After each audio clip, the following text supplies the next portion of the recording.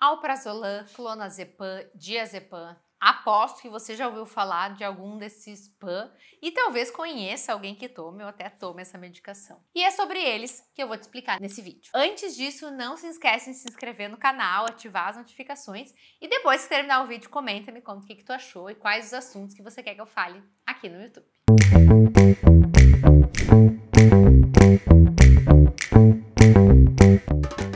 Os benzodiazepínicos são uma classe muito grande de medicamentos que começaram a ser sintetizados na década de 50 e foram lançados na década de 60. Aí vou até ler o nome para vocês que é tão difícil, a gente nem usa ele.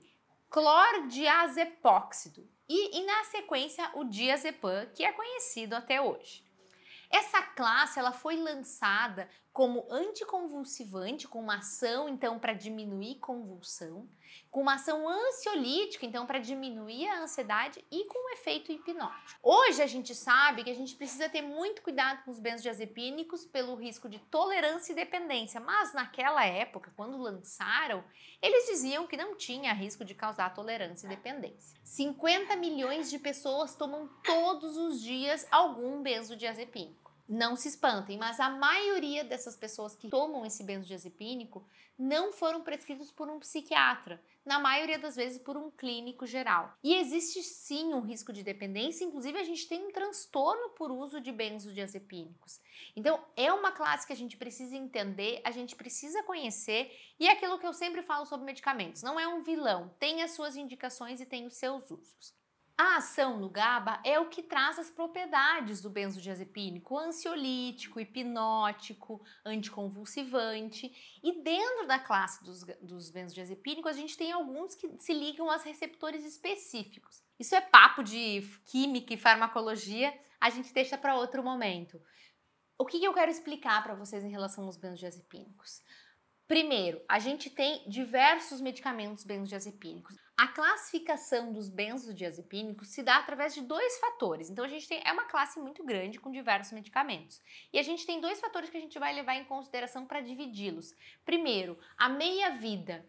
Meia-vida é quanto tempo o organismo leva para eliminar metade da dose ingerida. Então, a meia-vida, então você leva 24 horas para eliminar metade da dose, quer dizer que se eu tomar um medicamento de 10 miligramas, em 24 horas eu vou ter eliminado 5 miligramas e assim sucessivamente até que tenha se eliminado todo o medicamento.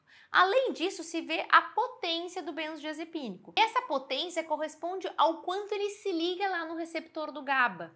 Então, quanto mais potente é o benzodiazepínico, mais ele se liga naquele receptor, maior é a conexão dele. Então, a gente tem algumas classificações. O risco de dependência é maior em benzodiazepínicos com a meia-vida mais curta, porque eles fazem uma queda mais abrupta. E quais são os benzodiazepínicos de curta ação? Midazolam e triazolam.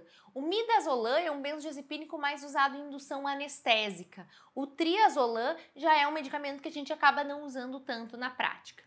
Aí a gente tem alguns de ação intermediária e um dos mais conhecidos é o alprazolam. Mas além dele, a gente tem o bromazepam, lorazepam e clobazam, que são de ação intermediária. Lembrando que o alprazolam acaba tendo uma potência maior que o clonazepam, apesar de ambos serem considerados de meia-vida intermediária.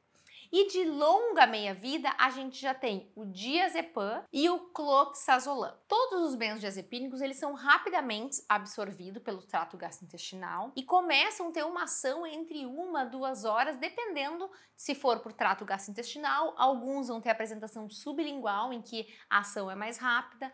Gotas também, o meio de administração interfere. O alprazolam tem uma meia-vida de 11 a 16 horas. Já o clonazepam vai ter uma meia-vida de 18 até 50 horas. E aí, pensem, o diazepam, que foi um dos primeiros lançados, ele tem uma meia-vida muito longa, que vai de 20 até 70 horas. E que os metabólitos, o que se transforma depois, pode ser até 100 horas de meia-vida. Então, a gente precisa sempre avaliar isso. Outro ponto importante em relação a benzodiazepínicos. Existe um risco alto de dependência quando eu faço um uso prolongado, sem cuidado, sem acompanhamento e por mais de 6, 8 semanas. Os benzodiazepínicos, eles têm uma ótima resposta do ponto de vista ansiolítico e menor risco de dependência quando usado para ansiedade. Quando a gente usa com efeito ansiolítico, o risco de dependência, quando eu vou tratar a ansiedade, é menor do que quando a gente usa com uma ação hipnótica ou indutora do sono. Então, não são medicamentos para a gente usar para insônia, por exemplo. Por quê? Maior risco de dependência. Então, sempre tem que ser avaliado junto com o médico. A gente sabe, por exemplo, que tem algumas correspondências entre potência. O diazepam de 10 miligramas é o que a gente entende como medicamento referência. E aí a gente vai comparar, por exemplo, 10 miligramas de diazepam equivaleria a 2 miligramas de clonazepam.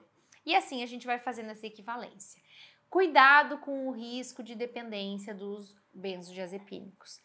Tem que ter sempre um acompanhamento. Muitas pessoas que usam não têm acompanhamento do psiquiatra e é um transtorno mental, é um transtorno por uso de substância. Espero que vocês tenham gostado desse conteúdo. Sei que é um conteúdo às vezes técnico, chato, mas é para vocês entenderem melhor. Vão ter vídeos aqui no canal de cada benzodiazepínico, os mais comuns. Então, as dúvidas pontuais vão estar lá em cada vídeo. Espero que vocês tenham gostado. Deixa aqui tua dúvida no canal. Não te acanha. A gente se vê no próximo vídeo.